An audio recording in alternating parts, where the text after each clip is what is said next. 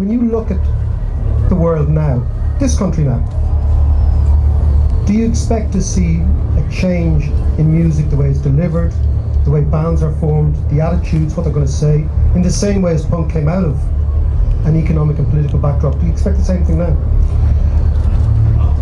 I long for it so much. I mean, I know that sounds extreme, but I really do. I try and listen and listen and listen to the thing that feels like somebody, some kid, has synthesized somehow what's going on in their head and articulated it through some new type of music.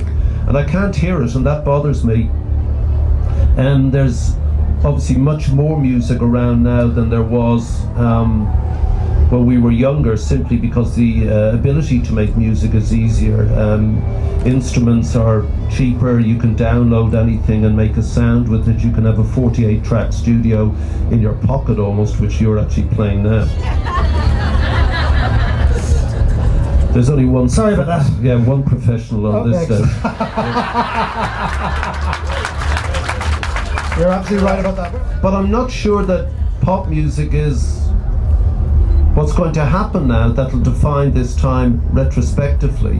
It strikes me that maybe rock and roll was a 50-year thing, and we were just lucky enough to get in maybe halfway through.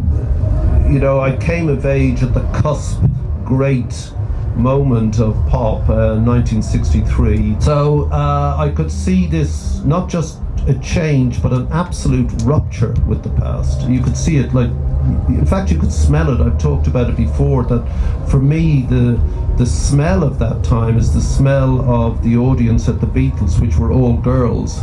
And so the smell of the Beatles is female urine, you know, and I remember that. yeah. Well, it's the smell of the Leviathan tent as well, you know. Well, that's because of the toilets, it's not because of the Beatles.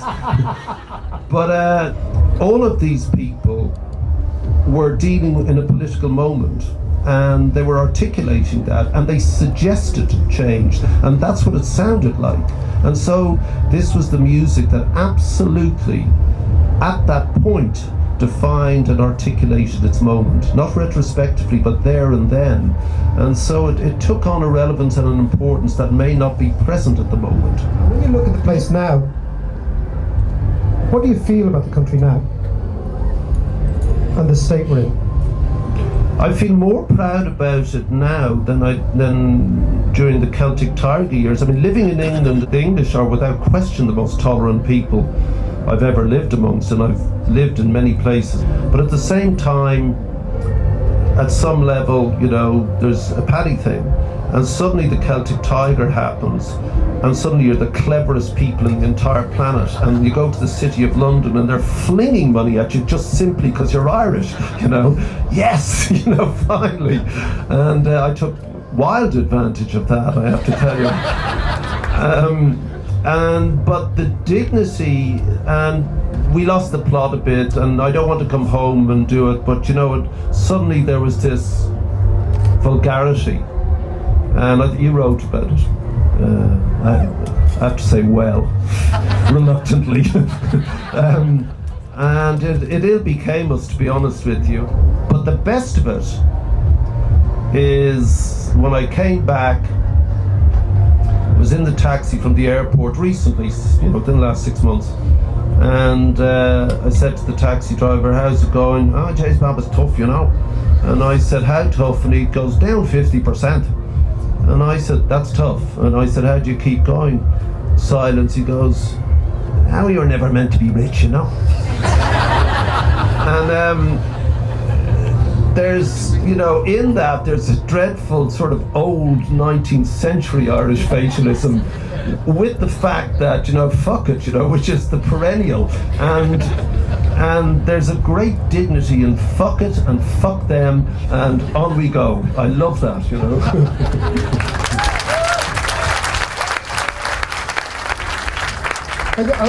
You know, all your work in Africa, you were probably one of the very first to identify the issue of huge, outstanding debts from previous regimes that if they were paid, the countries could never grow, ever grow. Yeah. And that's, you've been campaigning about that very, very successfully. Would you ever think of campaigning in Ireland about debt forgiveness? Well, I do talk about it a lot. I mean, the debt burden on Ireland that was imposed by the ECB was onerous in the extreme. And the truth is that the European banks are utterly bankrupt. That's the truth that nobody will say. They are bankrupt. No matter what they fucking tell you, there's nothing there. And that's it.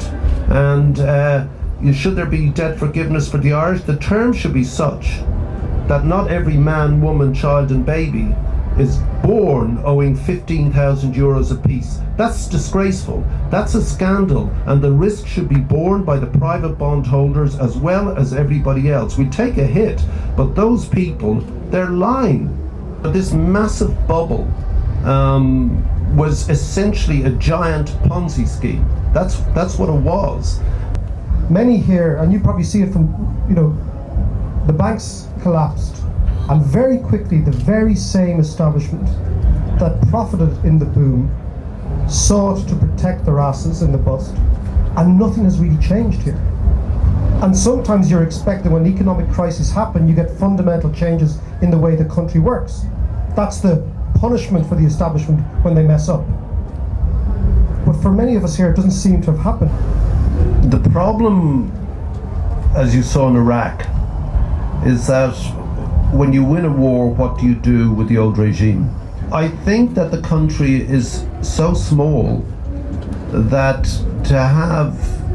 it's very coherent as a society, though it may not appear so. That's my impression of this place. To remove the entire lot of the political, clerical, commercial and journalistic top layer may rock the boat unnecessarily violently.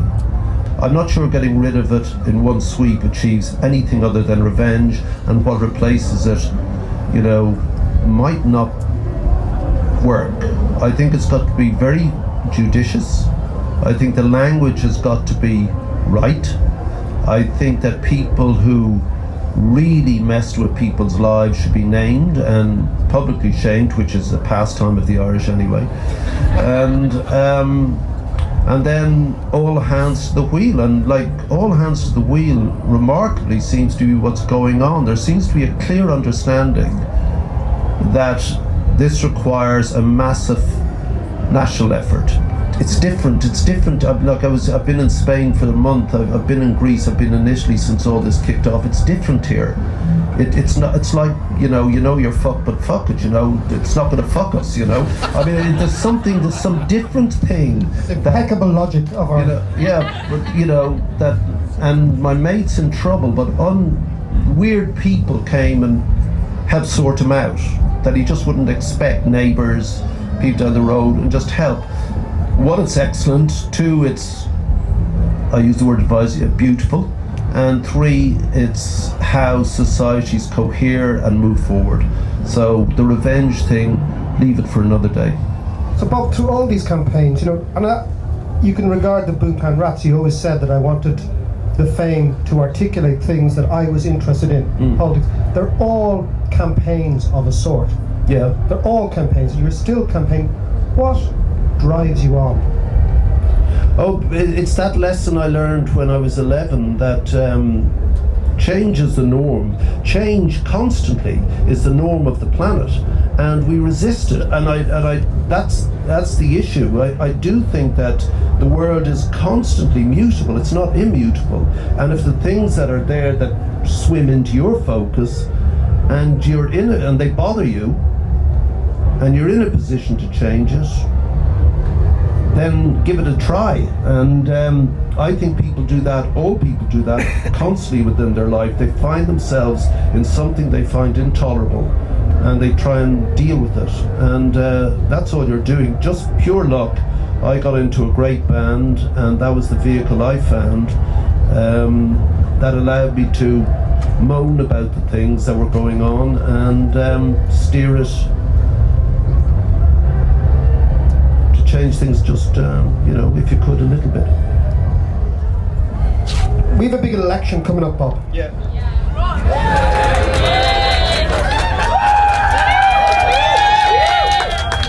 It's actually not a big election. Nobody gives a bollocks according to polls. And why? Have you ever fancied it? No thanks. Not you, go on.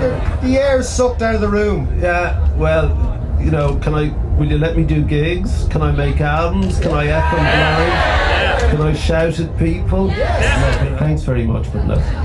You know, so what's the point of it? I mean, I know that there's a great honour in the gig, but going around, you know, the chicken and ham circuit and opening schools and things, it's not my thing, you know. And you have to ask permission to leave the country. Fuck off. Ladies and gentlemen, Bob Geldof.